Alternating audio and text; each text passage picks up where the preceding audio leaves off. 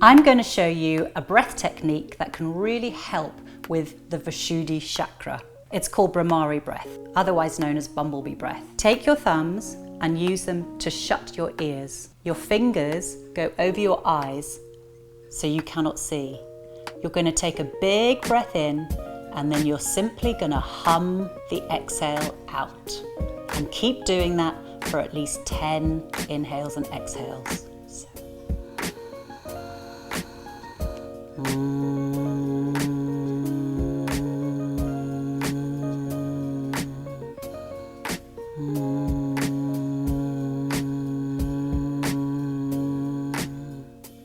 The benefits of Bhramari breath is that the vocal cords and muscles of the throat are strengthened, and the noise helps your mind in terms of instilling calm and reducing anxiety.